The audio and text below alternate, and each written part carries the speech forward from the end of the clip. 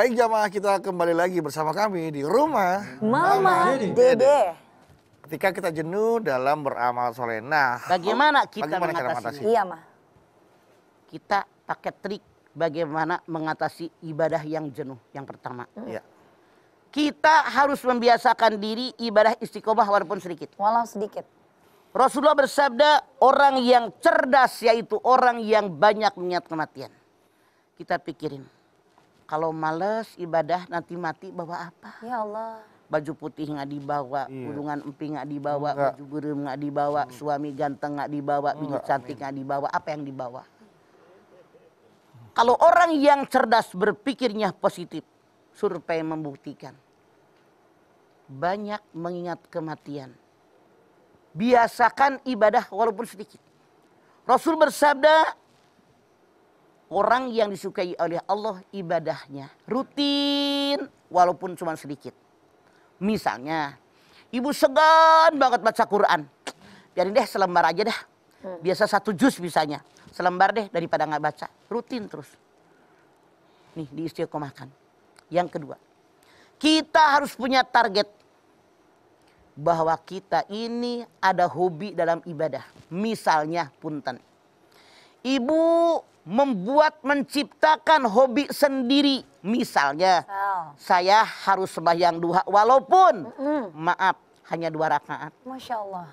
Misalnya itu kan paling irit kan. Paling dikit ya. Iriran minta ya Allah rezeki yang Banyak. umur yang Panjang. duha sabaraha. 2. Irit gak?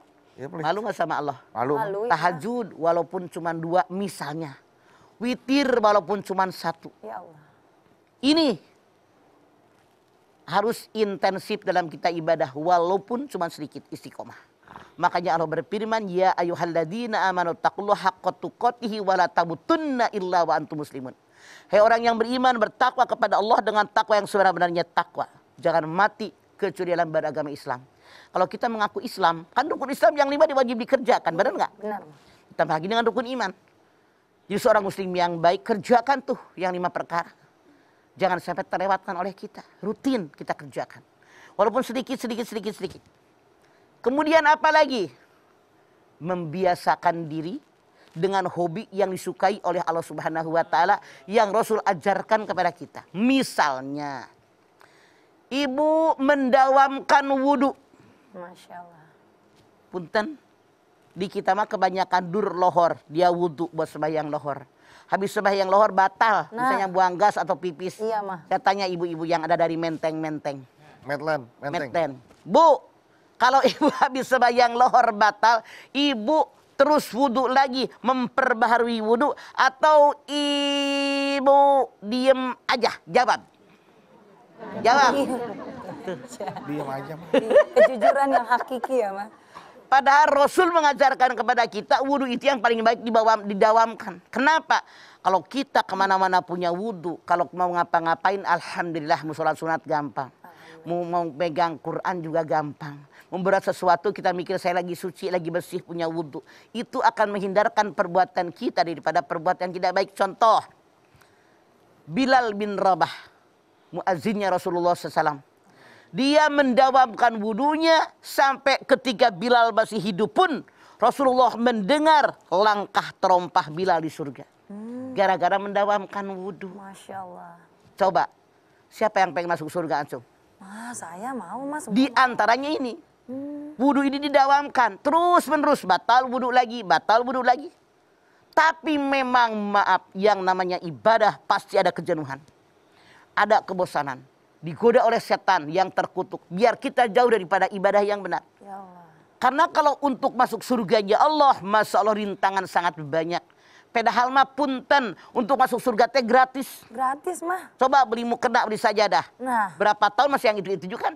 Okay. Iya betul. Tapi buat masuk ke dalam neraka jahanam, berbuat dosa, berbuat maksiat, harus bayar kan? Harus. Misalnya laki-laki akan berbuat zina dengan perempuan, bayar nggak? Bayar. Ada yang bayar, ada yang bayar.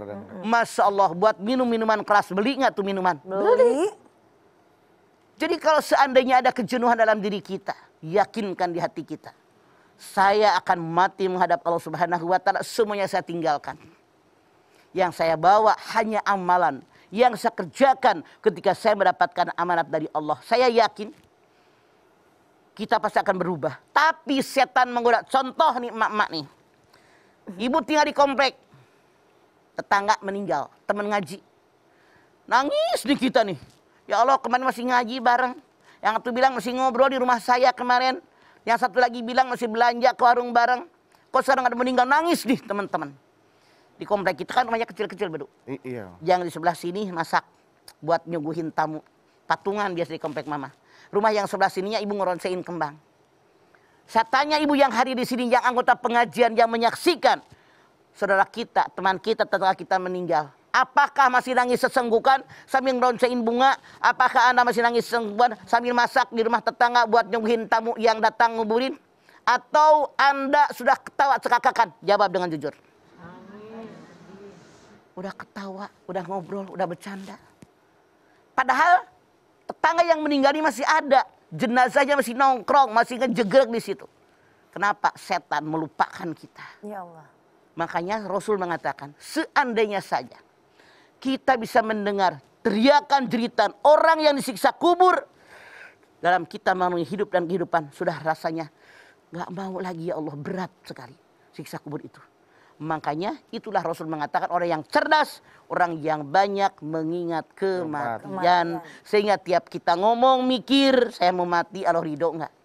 Saya berbuat, kita mikir lagi, saya mau mati, bagaimana perbuatan ini diterima oleh Allah enggak? Kita wajib menyadari semua direkam oleh malaikat.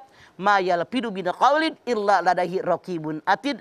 Semua yang kalian katakan, ucapkan, lakukan direkam oleh malaikat raqib dan atid.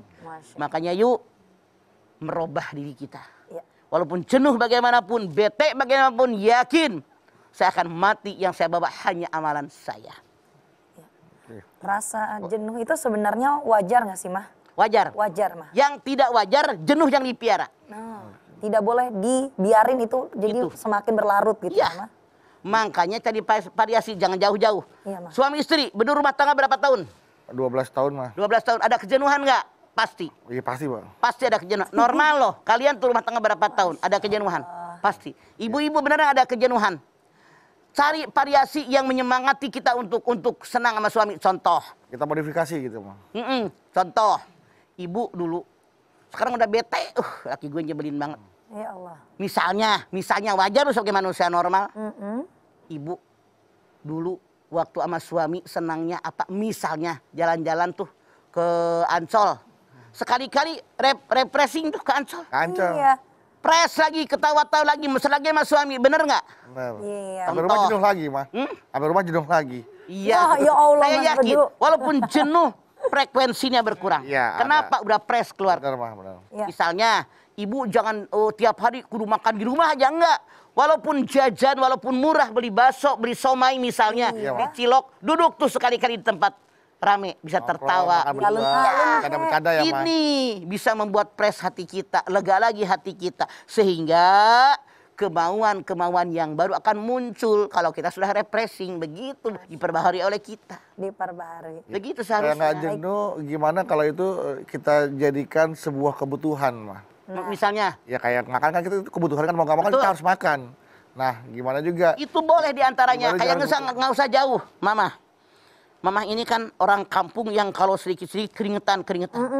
Hobi Mama tuh beduk mandi. Sehari kadang-kadang sampai 6 kali 7 kali mandi. Masya Allah. Misalnya habis nyabutin rumput, ngoret, macul. harus bayar Gerah. mahal, Bang. Terus naik deui, mandi deui, ganti deui daster. Begitu. Kadang-kadang sehari sampai 5-6 kali ganti baju. Jadi yang tadinya merupakan kebutuhan, yang tadinya Hobi. merupakan keinginan jadi kebutuhan kita. Butuh, saya harus mandi, karena saya harus bersih. Itu. Iya, itu. Jadi harus dilakukan itu oleh kita. Itu salah satu caranya ya, Bang. Cara Mengubah menjadi caranya sebuah biar kebutuhan. kita tidak jenuh dengan apa yang kita lakukan. Baiklah kalau begitu, Mama ya. Karena supaya juga kita tidak jenuh, Mah, kita refreshing dulu dengan pesan-pesan yang mau lewat berikut ini, boleh ya, Ma ya? Mangga. Nah, ibu-ibu yang mau nanya sama Mama, tunggu dulu ya. Kita lihat dulu yang mau lewat berikut ini. Tetap bersama kami di Rumah Mama Dede.